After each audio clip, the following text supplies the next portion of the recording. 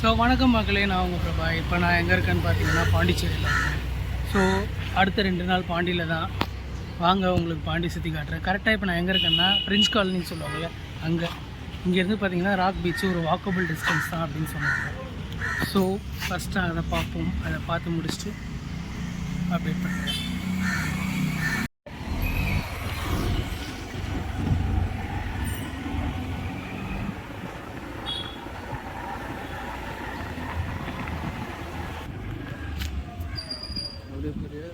யாருமே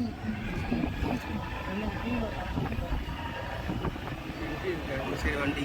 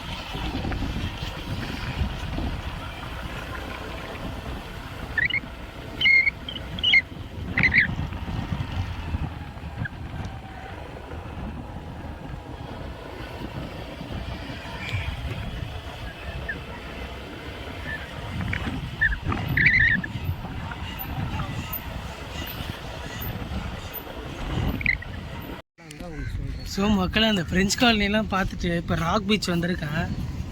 என்னன்னு பார்த்தீங்கன்னா செம்ம வெயில். ஆகஸ்ட் மாதம் மாதிரி தெரில, இது வேறு செம்ம வெயில் தெரியுதா உங்களுக்கு? ஐயோ, இந்த நான் சாப்பிடக்கூட இல்லை மார்னிங்கு. அங்கே ஒரு A to B இருந்தது, அங்கே எதனா இட்லி சாப்பிட்லான்னு நினச்சேன். அப்புறமா யோசித்தேன், இங்கே ஒரு பேக்கரி இருக்குது செம்ம ஸ்பெஷல் அப்படி இப்படின்னு சொல்லிட்டு இருந்தாங்க. ஸோ இப்போ நம்ம அங்கே தான் போகிறோம். அந்த பேக்கரியில் போய்ட்டு பேக் பண்ண ஐட்டத்தை எதனா சாப்பிட்டுட்டு. வெயில் ஜாஸ்தியாக இருக்குது, செம்ம வெயிலாக இருக்குது. அதனால் என்ன ஐடியா பண்ணியிருக்கேன்னா போட்டிங் எங்கன்னா போகலாம். இந்த அவுட்டரில் போட்டிங் இருக்கிறதா காலையில் சொன்னாங்க, அங்கே போகலான்ற மாதிரி இருந்தது. அதை வந்து சாயந்தரம் போகலாம், இங்கே ஃபஸ்ட்டு சுற்றலான்ற ஒரு பிளானில் தான் வந்தேன். இப்போ அடிக்கிற வெயிலை பார்த்தா இது சாயந்தரம் வந்துட்டு அங்கே ஃபஸ்ட்டு போகலான்ற மாதிரி இருக்குது. நாம் ஒன்று போட்டால் அது ஒன்று நடக்குது. என்ன வாழ்க்கை, எதுவும் என்ன தடுக்குது. அதான் என்னன்னு தெரில, காலைல இருந்து ஒன்றே தான். இன்னொரு விஷயம் என்னென்னா, வெயிலை விடுங்க, இந்த இடத்த பாருங்களேன், இந்த ராக் பீச்சு சரிதா? அப்பா செம்ம க்ளீனு நீட்டாக இருக்குது. இவ்வளோ கிட்டக்கு எங்கன்னா பீச் பார்க்கணும். மும்பையில் இருக்கதான் கேள்விப்பட்டிருக்கேன், அவங்க போனதில்லை. ஆல்ரெடி அங்கே போய்ட்டு நம்ம கவர் பண்ணிடலாம்.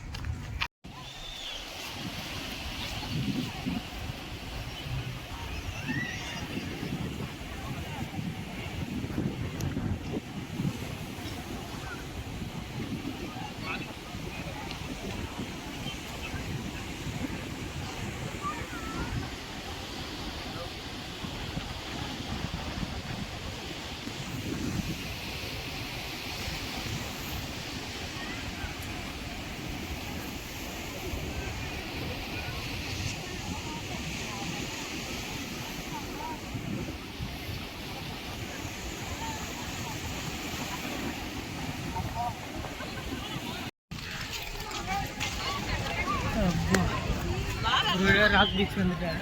அந்த ராக் பீச்சை பற்றி படிக்கும்போது இன்ட்ரெஸ்டிங்காக இருந்தது. என்னென்னா ஃப்ரெஞ்ச் பீரியட்லேயே இங்கே வந்து கல்லாட்டு போட்டாங்க. ஏன்னா அந்த கடல் அரிச்சு ஒயிட் டவுன் வரையும் போகணும். ஸோ அதனால் ஃப்ரெஞ்ச் பீரியடில் இருந்து போட்டாங்க.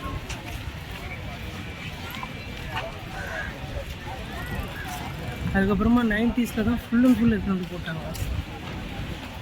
ஸோ ஃப்ரெஞ்ச் பீரியடில் வந்து இது வந்து ஒரு பெரிய ஹார்பராகவும் இருந்திருக்கு, துறைமுகம்னு சொல்லுவாங்கள்ல, அப்படியே இருந்தது. ஸோ வாங்க ராக் பீச் எப்படி இருக்குன்னு ஃபஸ்ட்டு பார்க்கலாம்.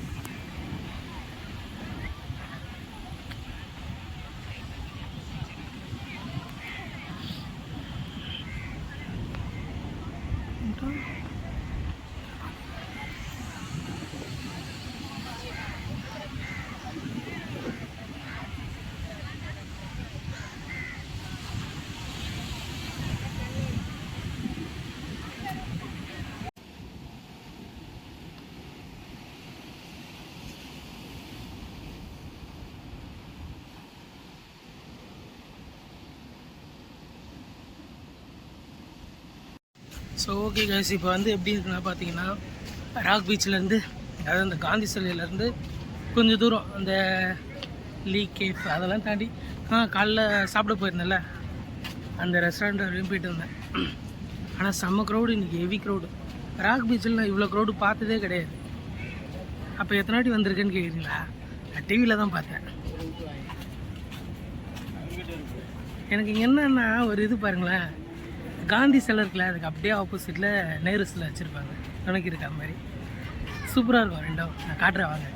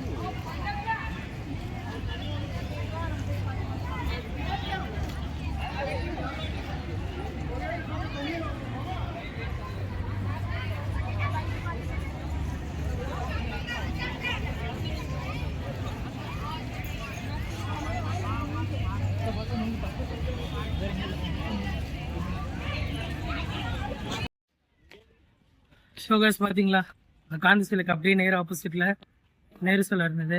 அப்புறம் இந்த தியாகங்கள் பண்ணாங்கல்ல ஆர்மியில் இருந்துட்டு சுதந்திரத்துக்காக, அவங்களுக்கு பக்கத்தில் கல்வெட்டு இருந்தது. முக்கியமாக என்னென்னா, இப்போ லைட் ஹவுஸ் காட்டினேன்ல, அந்த லைட் ஹவுஸ் நேரில் இருந்தாங்க போனேன். அது 5 o'clock முன்னாடியே வந்துடணுமா. லாஸ்ட் அட்மிஷன் வந்து 4:45. அதுக்கப்புறம் விட மாட்டாங்க, ஏன்னா அதுலேயே க்ரௌட், அதாவது மக்கள் வந்து சேர்ந்துடுறாங்க. ஒரு 20 பேர் 25 பேர் வெயிட் பண்ணுறாங்க. ஸோ இந்த லைட் ஹவுஸில் ஏறணுன்னா நீங்கள் ஒரு 4:30 மணிக்குள்ளே வந்துடுங்க சாயந்தரம். அதுவே ஜாஸ்தி தான். எனக்கு தெரிஞ்சு ஒரு 3 மணிக்கு வாங்க. நான் 3 மணிக்கு வரும்போது ஃப்ரீயாக இருக்கும். நீங்கள் இருக்காச்சு. ஸோ இப்போ நம்ம எங்கே போகிறோன்னா, ராக் பீச்சோட அந்த சைடு போகிறோம். போய் பார்த்துட்டு உங்களுக்கு அனுப்பிடுறேன்.